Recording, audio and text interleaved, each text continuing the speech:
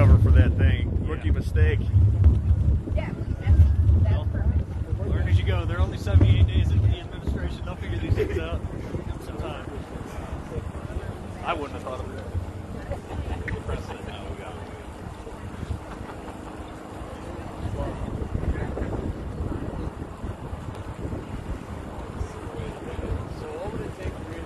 Okay, good morning, everybody. We're going to go ahead and get started. I know it's pretty cold out here, so we're going to keep it quick for you this morning. Thank you for being here as we're kicking off the demolition of the Word Church site here behind me. Starting our press conference here today, I'd like to welcome up Akron Mayor Shamus Malik. Good morning. Good morning. Come on, folks. Good morning. Good morning. This is an important day for Akron. This is an important day for Kenmore. When I came into office, one of the things that I wanted to do as a retired ward councilman is to address persistent neighborhood issues. And the structure behind us has been a persistent neighborhood issue for the last several years. As we can see, the former Akron Baptist Temple was once a huge part of our faith community here in Akron. It is an amazing historic fixture. It has a lot of historic significance in our community. But over the last few years, it's gotten to the point where it is a significant blight on this community and this neighborhood.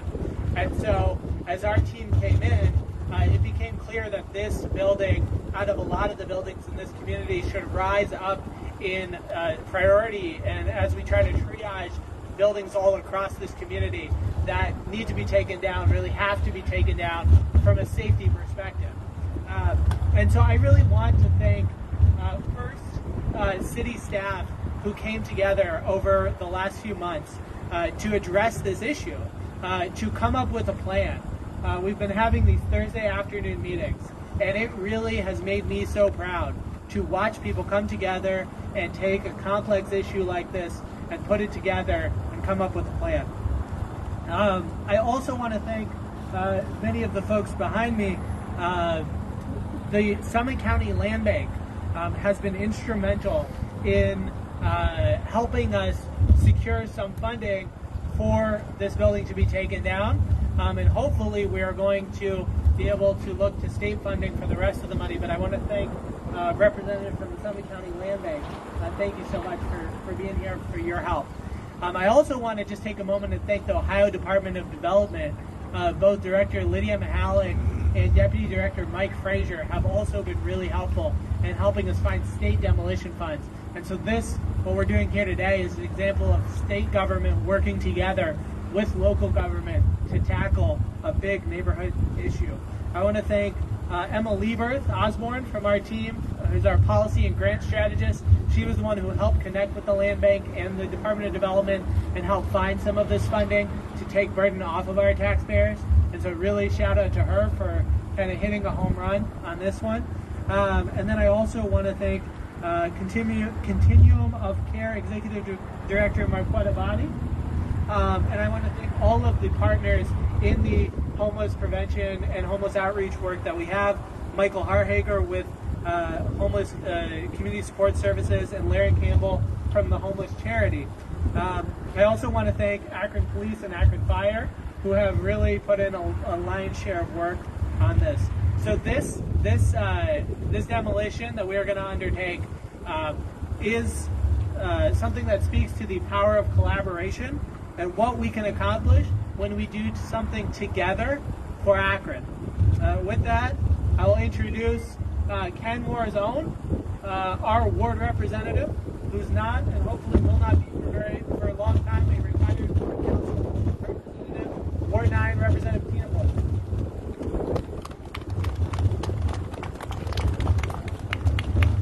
Good morning. Thank you, Mayor Malik, and to your entire administration for recognizing the growing safety concerns here at this location and for making its productive use a priority for Akron and for this community. As a member of City Council, I'm also grateful for your fiscal responsibility and the hard work it took to secure outside funding to make this possible. As you know, I represent Ward 9. That's the community surrounding you. We're a community of hard-working, blue-collar folks with not a lot of funds to spare. Just as these hard-working folks are responsible for how their properties contribute to the community, it's important that we hold all property owners, even public and nonprofit entities, to the same standard. So thank you for taking this important first step to making this a positively contributing parcel once again, and I look forward to bringing vibrancy back to Ward 9. Thank you. Thank you, Councilmember. We were going to have a speaker from Summit County Land Bank. Patrick Bravo could not be with us today, so I did want to just thank Program Manager Jim Davis for being here to represent the Summit County Land Bank this morning. But speaking on behalf of the Summit County Continuum of Care, I'm happy to welcome up Executive Director Marquetta Body.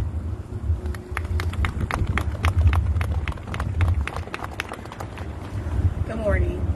I want to first thank Mayor Malik and his administration for inviting us here today to speak on behalf of the Continuum of Care, our community partners, and our street outreach teams who are here with us today. Homelessness has continued to increase due to the lack of affordable housing and inflated housing costs nationally, and we see the same trends here locally.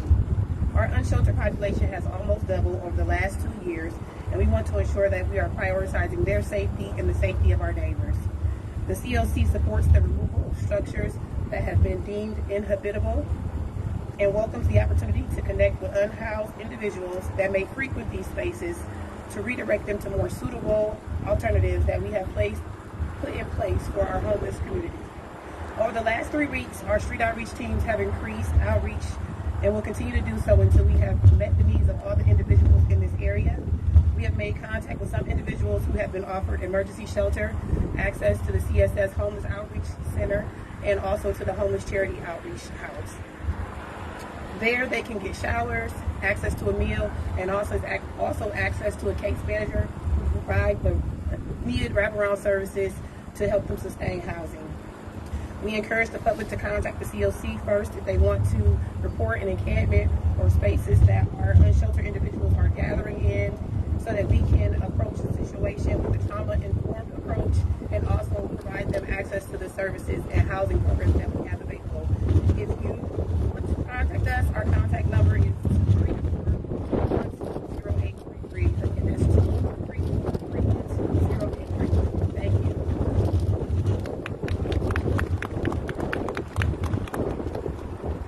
We're also going to put out a press release later that will have this information. So if you're having trouble hearing, we will have this information for you in a little bit. We know that one of the biggest concerns with this structure has been safety, especially in recent years. And so I'd like to welcome up Akron Police Chief Brian Harding to speak on behalf of Akron Police. Thank you very much. This has absolutely been a public safety issue. Our officers alone have responded over 200 times in the last year to this location for concerns from the community. We're all well aware that blighted buildings like this really have a negative impact on communities, and we're really excited that today Kimball is just going to become a little bit safer as this demolition begins. What's going on right now is inside we currently have 2 8-person teams, a police officer and a firefighter, that are working together to clear the building to make sure there's no one inside and continue to make sure it's safe. We've also had our officers out over the last week ensuring safety of the community as well.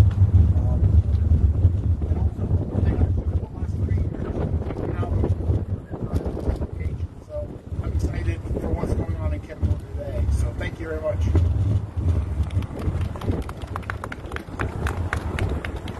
Thank you. I'd also like to welcome up Akron Fire Chief Joseph Nacco to talk about the fire side of things.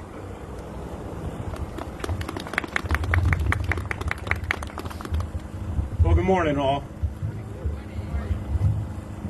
In 1991, in this building, there was a class of 25 fire cadets that were sworn in by the mayor at that time, and I was one of those cadets.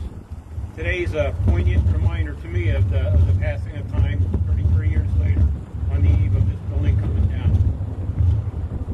Over the past several years, fire's been out here over 25 times on fire-related incidents.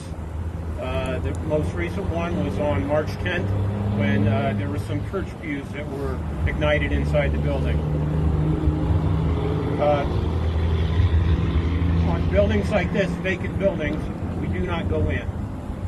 We risk a lot to save a lot, and we risk a little to save a little. And we would not be saving anything if we were to make entry on a building like this during a building fire. So the extreme hazard of a building like this, and it's coming down, is just means so much to the safety forces. I'll talk just briefly about the teams that are inside. There's a team assigned to each building in this facility. That team is composed of 2 firefighters and 1 police officer.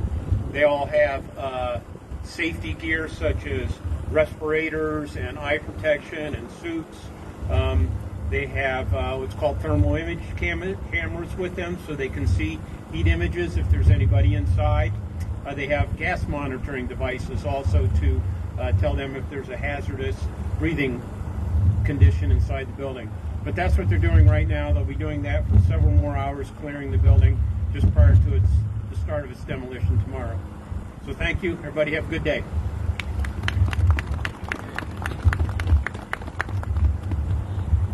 Thank you, Chief. As you can imagine, a project of this size requires the efforts of a lot of different city departments. And so today I'd like to welcome up Business Retention and Expansion Manager Brad Beckard.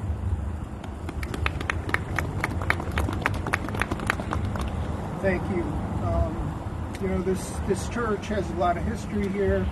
It was established here back in 1934 is when the church actually started.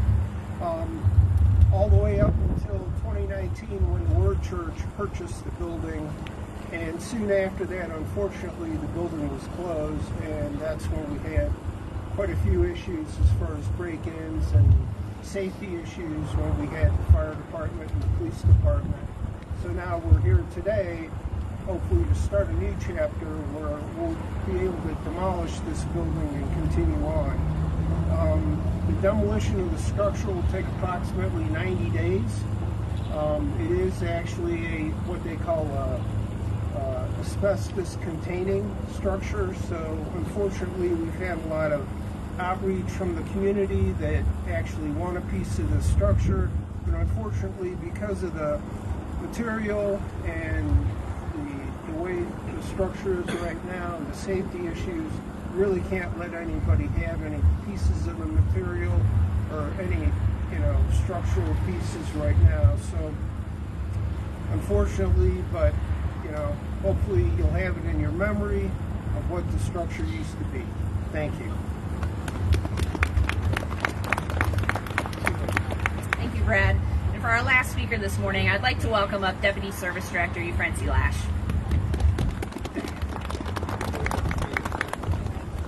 Good morning, everyone. Thank you, Mayor. Thank you, Councilwoman Boyes. Today marks a significant milestone in our ongoing efforts to enhance the public safety of our community. The demolition of this building represents a collective commitment to the revitalization of our neighborhoods, removing blight and neighborhood deterioration, and ensuring the safety and well-being of all of our residents. I want to thank those involved in this endeavor. I want to thank all of you for your commitment. I see my team. I see my team from the Department of Neighborhood Assistance. I see Dwayne. I see Jody, Aaron. I see my colleague Chris Luddle and Jim Aiken. We have talked about this moment over a number of years, and now we're finally here. I want to thank Mayor Malik for your vision, for your leadership. I want to thank Britt Zaringer, our Chief of Staff, my team, the Special Task Force that has been meeting on Thursday, our dedicated safety forces, and city officials, and all the community members who have advocated for this change. Together we've persevered and now are seeing a moment when change will happen in this space. As we move forward, let us remain vigilant in all of our commitment to maintaining safe and vibrant communities. Today's demolition is a testament to what we can achieve when we work together with purpose and determination. Thank you all. All right, I know I see some people shivering out there, but are there any questions from media at this time? Sorry, Go ahead. you have one. The cost that you have of the money you've retained so far, how much do you have, how much do you need, the total, and how likely is it to get that money that you're seeking back from the Word Church in Warrensville? You hear me talking about can talk. Okay.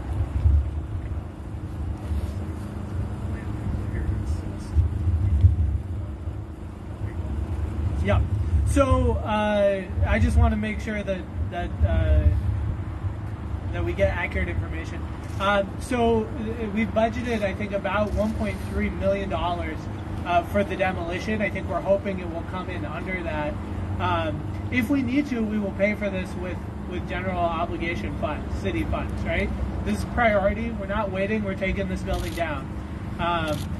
With that being said, we believe that a portion of it, up to $700,000, will be covered by state funds through the Summit County Land Bank.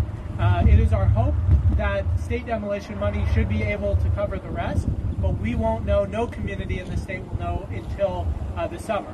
But we really, really, really can't thank enough the State Development Office and the Land Bank for being really solid partners on this. And the Land Bank's been doing this. We were just at the Foundry about a week ago. So they've been doing this in all of our neighborhoods. What about getting paid back? Is that realistic? Since they own the site, is it realistic to get the money from them if they're not the ones saying they want it torn down? Well, I'm a lawyer, but I'm not the city's lawyer. But what I can tell you, because the city's lawyer is standing right behind you, is that we are going to be as aggressive as we can in collecting. There's a number of people asking questions online right now in regards to, I guess there's some time capsules in the facility. Are there going to be any efforts to try and retrieve those? So as we went through this, we are not aware at all of valuables that are within the facility, right? It has been open for a number of years now, and we believe that things of value have been removed. With that being said, it is not our property right now. And so we did provide the Word Church with the opportunity to come in and remove items over the last few days. At this point, though, the demolition is happening. We've provided significant notice.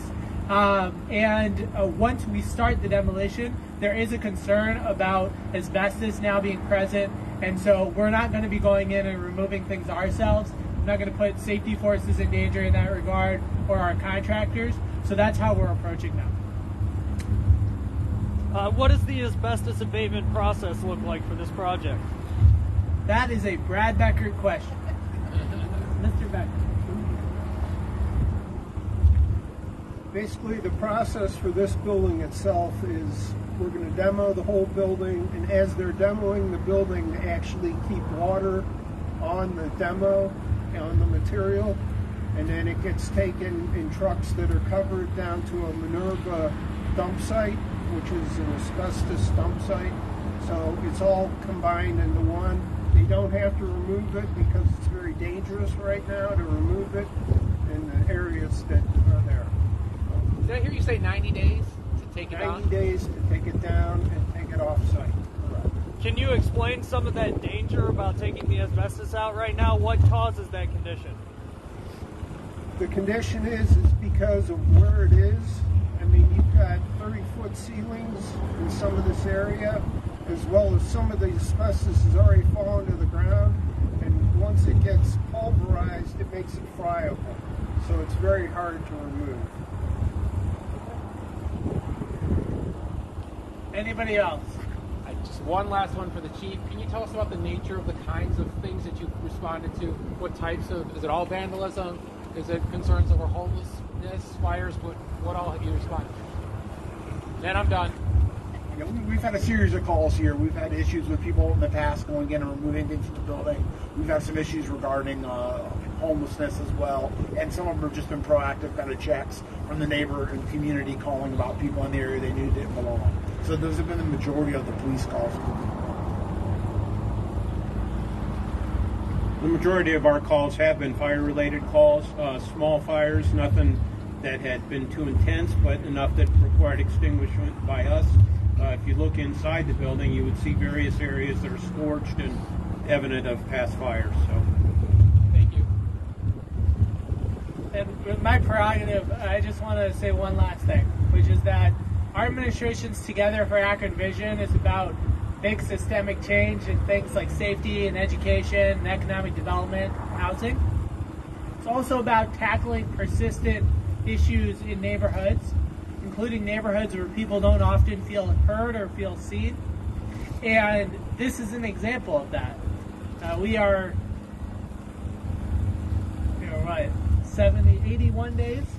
81 days into this administration, and this building would not be coming down if it wasn't for the efforts of Deputy Service Director Francy Lash.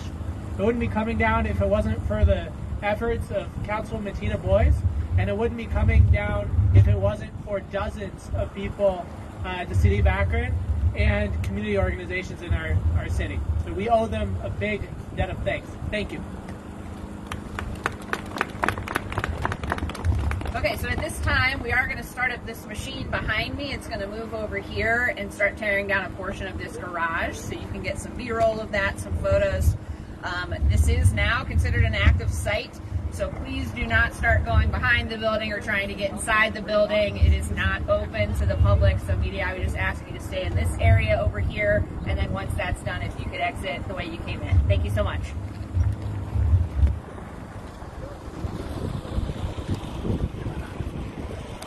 All right, folks, that was the press conference that you just had an opportunity to see. Again, we're at the site of the formerly the Akron Baptist Temple. I see the comments have been coming in. You know, lots of folks have lots of memories here. We'll do a shout out to the wrecking company. It's the Eslich Wrecking Company. And you heard that the teams are inside the main building over the course of the next day or two doing searches to make sure that the building is empty. However, the garage area has been cleared, which is the garage to the left of the main building, and that is where they're going to begin, which is going to be on this corner of the building right over here. I did ask a question about the time capsules. You heard the mayor's response. We're not going to put safety forces at risk searching for those, so that's really on the church's responsibility to try and get those out. But at this point, I don't think that I don't know. I'm not going to answer on that, but I did ask a question for you. I saw Larry was asking.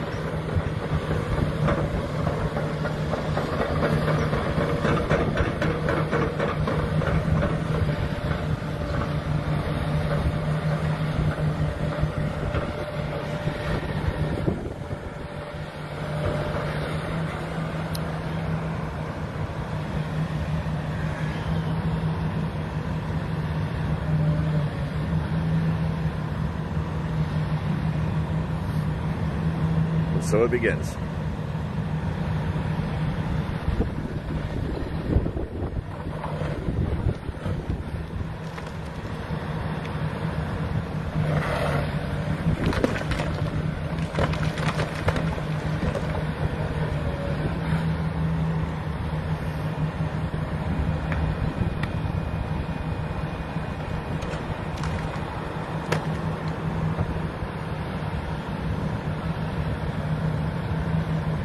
For those of you that are in the construction or demolition industry, if you'd like to tell us what is the grabby hand thingy called that's being used right now. It's not a wrecking ball, obviously. That's a different hydraulic driven apparatus.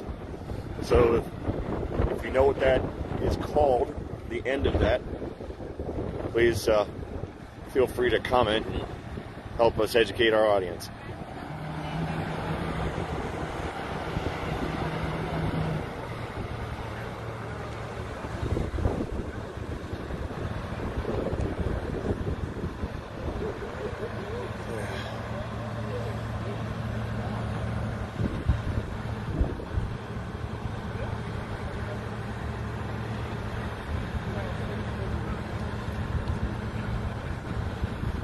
Hydraulic shear, kind of like a scissors. Hydraulic shear, S-H-E-E-R. That makes sense. Sounds accurate to me. I'm guessing that's pretty much it. So as they begin, they're going to be doing all their demo stuff. You know, they got to wet the buildings down, so it looks like this is basically just a photo op as it starts tear down. So that's it, folks. I'm going to cut our coverage now. Thanks for tuning in. Once again, we'll give you one more look here. The building formerly known as the Akron Baptist Temple, currently Word Church. Here's your final shot as they get ready to tear it down. Very big campus. And again, this will be going to the land bank, and that land will be repurposed for the city of Akron. All right, that's all I got. Take care, folks. Have a good night, everybody, and everybody out there. Stay warm and say good night, Shirley.